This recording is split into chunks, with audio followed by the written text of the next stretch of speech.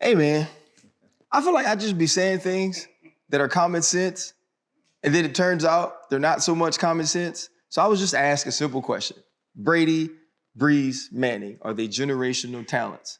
And I said, no. I was wrong, Chan? Bro, it's the funny thing. It's a success versus talent. Brady's the GOAT. Brady got all them Super Bowls.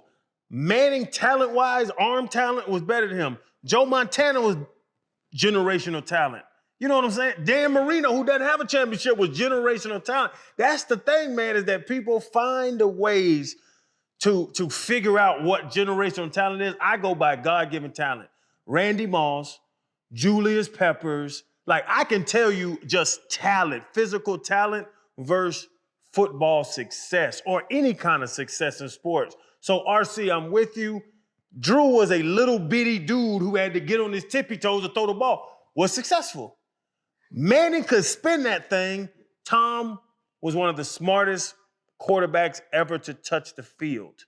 So I don't know what generational talent means, but I know when I walked up next to Jonathan Ogden and I stood next to Adrian Peterson, those are talented people that didn't have success. So I don't know what y'all want to do, but that's why I'm going to leave it there. Yeah, and I think if you would have just kind of broke it down a little more and told people why you said it, I think it makes a better argument because a lot of people thought you was crazy.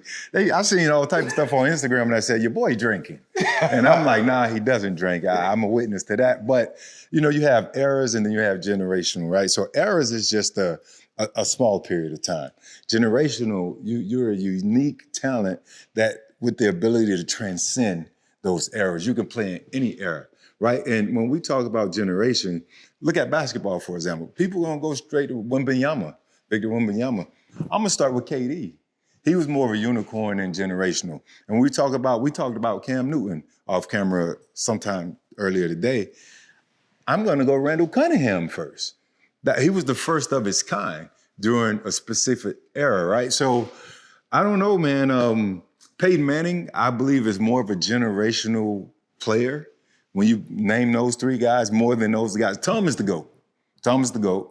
And my 98 draft mate, I think he's more of a generation because the way he kind of changed offenses and you know how defenses had the scheme, like he changed the game. Bron changed the game. Mike changed the game. Some say Steph might not be generational, but Steph changed the game.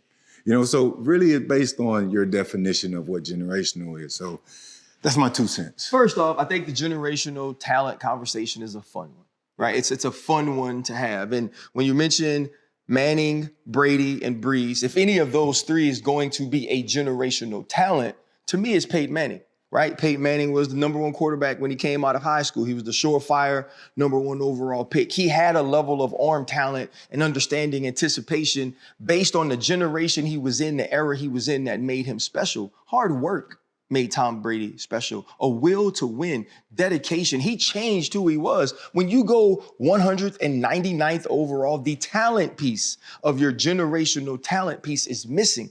But he's the greatest of all time. Drew Brees built himself into one of the greatest quarterbacks to ever play this game. He's going to be a first ballot Hall of Famer. They've had generational careers, both individually and team success. But they are not generational talents to me in that. Right? When you look at Brett Favre, 3 straight MVPs, the way he could throw a football, the physicality in which he played with. You even take a guy like John Elway, who was able to say, if I got to go to Baltimore, I'm going to go play baseball.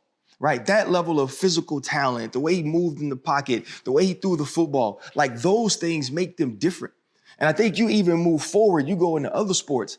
Kobe Bryant is my favorite basketball player of all time. I think he had a generational career. I think his impact to the game, the way he worked, the focus he played with.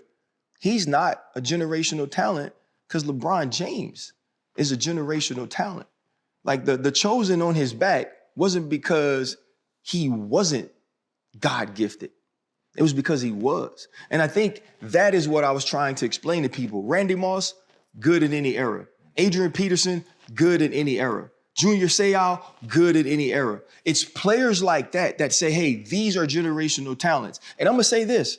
He didn't get to live long enough. Sean Taylor was different than we'd ever seen. There are tall people that want to play safety now because of that man. That's a generational talent. right? And Brian Dawkins, who is my personal own favorite safety, he's not. I used to watch him because I was like, man, some of this I might be able to do. Sean could do things I could not. And so when we say generational talent, it's a person that, or an athlete that has some things that can't be taught, that can absolutely change the game. And I'm gonna say this, of my time, if we're talking about quarterbacks I played, the greatest talent, who I consider a generational talent, is Aaron Rodgers. Because when we played that Super Bowl, we were right so many times, and it didn't matter because of his talent level, not his IQ, not his anticipation, not his studying, how talented he was. And so that's my take. And they could be mad at me, but it is what it is.